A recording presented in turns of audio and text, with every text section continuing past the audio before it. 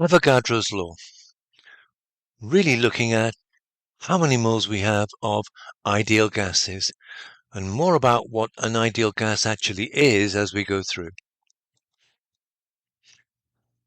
Avogadro's law states that equal volumes of any gases at the same temperature and pressure contain the same number of molecules. The kinetic theory tells us that the spaces between gas particles are much bigger than the particles themselves. So the nature of the particles doesn't matter. There'll be the same number of particles in a given volume. Calculations involving volumes of gases only are very straightforward, as at the same temperature and pressure, equal volumes of gases contain equal numbers of moles. That comes from Avogadro's law. We can think of the number of moles reacting or being formed in terms of volume. 1 mole of any gas occupies 2.27 times 10 to the negative 2 cubic meters, or 22.7 decimeter cubed, which is the same as liters. Or if you have to, 22,700 cubic centimeters. That's at standard temperature and pressure, 273 and 1 atmosphere. Numbers are in the data booklet. So 1 mole of any gas occupies that volume, express it as you will, at room temperature and pressure. That's different. That's 298 K and 1 atmosphere. It's what we normally use. So at standard temperature and pressure, I get 22.7 cubic decimeters. At room temperature and pressure, which is what we normally work at, I get 24 cubic decimeters. Methane burns according to the equation given below. From the equation, 1 mole of methane requires 2 moles of oxygen. So 1 mole of methane requires 2 moles of oxygen. If we're burning 5 decimeter cubed of methane, we need 10 decimeter cubed of oxygen for complete combustion. I've gone straight from the relative numbers of moles in the equation to volume. What volume of carbon dioxide will be formed? Well, 1 mole of CH4 gives 1 mole of CO2. I've got 5 dm cubed of methane. I'll get 5 dm cubed of CO2. What volume of steam is formed? 10 dm cubed. The coefficient 2 means that 1 mole of CH4 gives 2 moles of H2O. Question: what volume of CO2, carbon dioxide, is produced on complete combustion of 1 decimeter cubed of butane? C4H10. We need the equation. Balancing for oxygen last would give me this. Since we're not asked for a balanced equation, it's fine to leave the amount of oxygen as 6.5.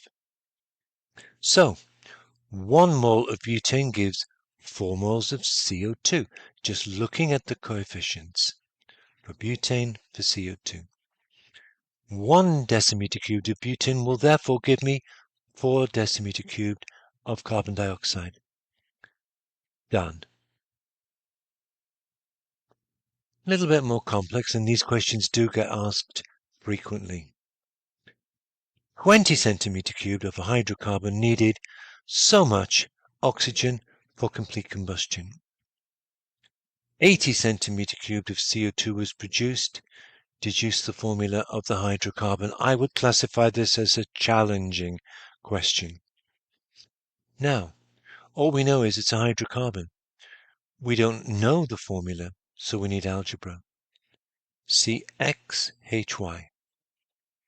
Well, whatever the value of X is in the hydrocarbon, I'll get X moles of CO2. All of the carbon becomes CO2. Whatever Y is in the formula of the hydrocarbon, I'll get Y over 2 moles of H2O. Y over 2 because it's H2O. 2 hydrogens present in every molecule of water. If I've got Y hydrogen atoms present in the hydrocarbon, I'll get Y over 2 molecules of water. Okay, 20 centimeter cubed of the hydrocarbon produced 80 centimeter cubed of carbon dioxide, 1:4 ratio.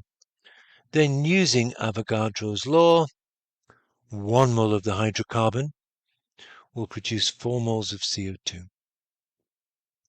All of the carbon in the hydrocarbon becomes carbon dioxide. We've already found X. X equals 4. Knowing that it's C4 HY enables us to go further forward. That 20 centimeter cubed of the hydrocarbon needed 80 centimeter cubed of oxygen to produce carbon dioxide. All 4 carbon atoms would require 1 molecule of oxygen to form CO2. Of the original 120 centimeter cubed of oxygen, just rewinding a little bit to the original question at the top, that's what we were given. 120 centimeter cubed of oxygen.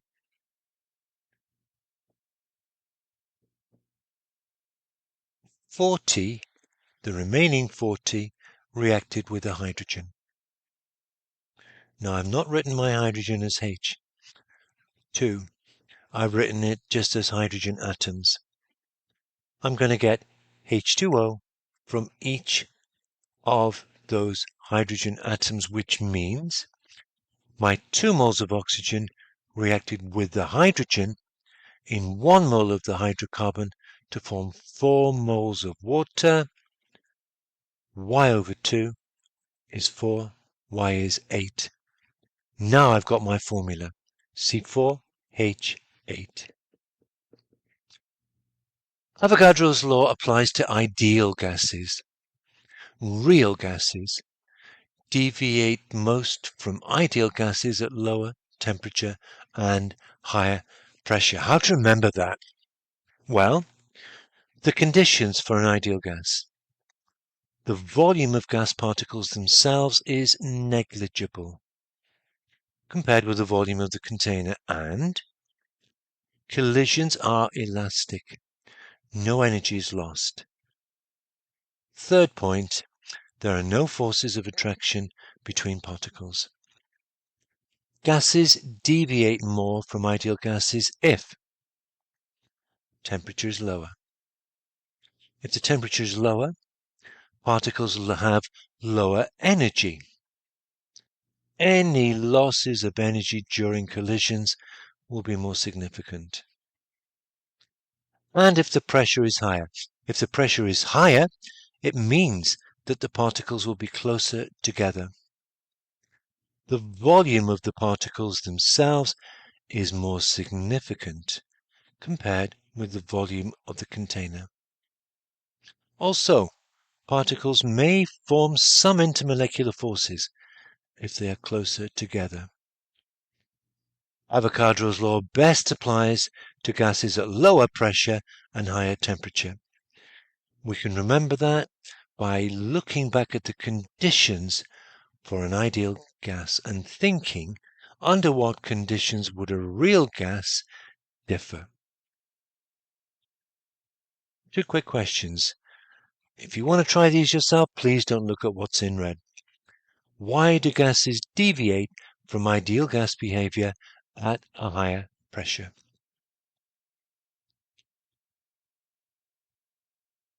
Okay, at a higher pressure, the volume of the particles is no longer negligible. So that points to D. The molecules do have a finite volume. Next, complete combustion of 25 centimeter cubed of gaseous hydrocarbon produced 100 cm cubed of carbon dioxide and 100 cm cubed of water vapor. All measurements are taken at the same temperature and pressure. What's the formula of the hydrocarbon? Pause to give you a moment to think. So, I'm going to write down my equation in terms of x and y. No idea what they are. But again, I know that whatever x is, I'll get x moles of CO2 because all of the carbon becomes CO2. Whatever y is, I'll get y over 2 moles of H2O. Each molecule of water contains 2 hydrogen. So the volume of carbon dioxide is 4 times the volume of the hydrocarbon, x is 4. The volume of water is also 4 times the volume of the hydrocarbon. 25 centimeter cubed of the hydrocarbon, 100 centimeter cubed of water. So, if it's 4 times more, we produced 4 H2O, which contains 8 hydrogen atoms. Y is 8. My answer is B. That's it. If you found this useful, please press like. Please subscribe for more content. Thank you.